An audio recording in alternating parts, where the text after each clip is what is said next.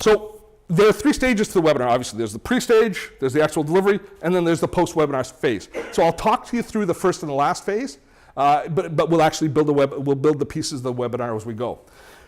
I know that we all wonder about, well, let's just ask. Let's do a quick straw poll. Is my next slide? No, is it next one after that? No, is it next one after that? No, is it next one after that? There it is. We'll go back to those other slides. But I just did a quick look at any webinar graphics I could find online that were PNGs that would go onto this background and not look ugly. And this is how many I found. In like 15 minutes, as I was putting this webinar together. Anybody use any of these products? So what have you used? In the back. GoToWebinar. What else? GoToWebinar. Any meetings. Oh, good. And what else? Anybody else? GoToWebinar. Lemmings. A bunch of, just follow the crowd. Just, let's do GoToWebinar. It's expensive. It must be good. It sucks. Sorry. Google Hangouts. Using Google Hangouts. So there's 2 basic movements that are happening in the webinar world right now as far as the technology goes.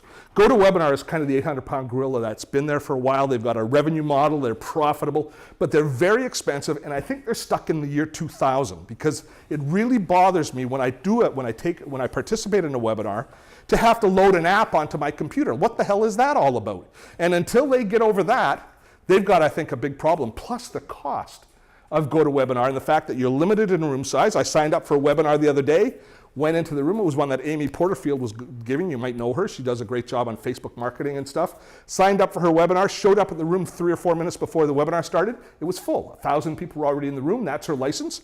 Couldn't get in. I was kind of pissed off. Actually, I was a lot pissed off because I had turned down some things that I could be doing that day to participate in that webinar, and now I can't get in. What's the deal there? This is a limitation of GoToWebinar, very expensive. Plus, they're the 800-pound gorilla. There's the 8,000-pound gorilla that is Google, because Google is believing that Hangouts are the future. And even though technically Google Hangouts sometimes are a little flaky, man, there's an awful lot to be said for them. So most of these products that we see here are actually wrappers that sit on top of Google Hangouts. And the one that I'm going to show you today is Webinar Jam. It doesn't matter if it's an easy webinar, Webinar Jam. So many of them just take advantage of the technology that Google is giving us for free with what's it called? I've lost the name. Google Hangouts Live. Thank you. Names are awkward, but they're just sitting on top of that and basically giving us an administrative wrapper around it and allowing us to use it. And for me, the biggest benefit and the reason that ultimately Google Hangouts are going to win the day and that all of the vertical solutions are going to lose is Google Hangouts integration with YouTube. Because, as you know from my last talk, I'm a big fan of YouTube, and YouTube's the 2nd largest search engine in the world, and it's free storage. And once you've gathered that content, actually if we go back, once you've gathered that content and you've built your content, one of the real benefits of creating a webinar is you've got then an asset that you can leverage and you can start to use over and over again. You can replay that webinar becomes content that you can leverage and you can use as you move ahead. And having that already stored, indexed, ready for search, all in YouTube, ready to go, that's a huge benefit and it's a huge step forward. So, as you set up for your webinar, you're obviously in the pre-webinar stage. What you've got to concern yourself with is coming up with a registration system, landing pages. We have people here that are landing page experts and stuff like that. Integration with your autoresponder, because it does you no good bringing people into a webinar if you cannot later identify who those people are and actually be able to bring them into your community in some ways and be able to start to participate with them.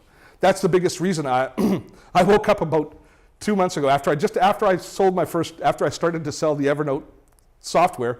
I woke up in the morning and said, Steve, you did a great job. You're making some money off the course. You built the course. Every morning, the little PayPal thing says people are buying. That's the best. I do my little PayPal happy dance when I see the little thing go, so who's buying?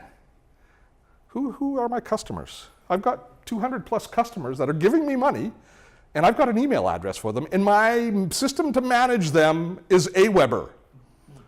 I got a problem. So I began my search to purchase a CRM. And I just made that decision last week, and I, as I mentioned, bought Infusionsoft, so now I'm in Infusionsoft hell as I'm bringing all of my mail lists together and building out the system. But Infusionsoft will tell me, as I move ahead, which of my activities brought people into the community and ultimately led to sales, because I will do lots of free webinars where I don't sell anything at all. Just informational webinars, building community, building a reputation with my audience. And at some point down the line, after I've listened to them and know what they want to buy, I'll see if it fits for me. I'll put together a product to sell to them. And then I want to know which of those activities that I did before ultimately were profitable. But that might have been 2 or 3 or 4 or 5 months before. So I need an intelligent system that's going to give me that feedback. So that's why I'm investing the time in Infusionsoft. And I don't care. As I've said, I don't care which CRM you use. I'll never know if I made the right choice. I did a lot of research. I looked very closely at Entreport, at Greenline or Greenrope or whatever that one was. I looked at Nimble. I looked at a whole bunch of different CRMs. And I just chose the one that I chose. And the bottom line, though, is you'll never know if it's the right decision, because it's going to be the right decision because I'm going to make it work for my business. So if you're stuck in that paralysis by analysis cycle, just keep moving ahead. The other thing we need in a pre-webinar system is you need to have a good system of notifying people and reminding them to come to the webinar. One of the banes of the webinar community is having people register for your webinar and then not show up for the webinar. So you have to politely and gently remind them to come into the webinars. From reading the forums online of other webinar purveyors, what do you think is an average show-up rate for webinars? 30%, yeah.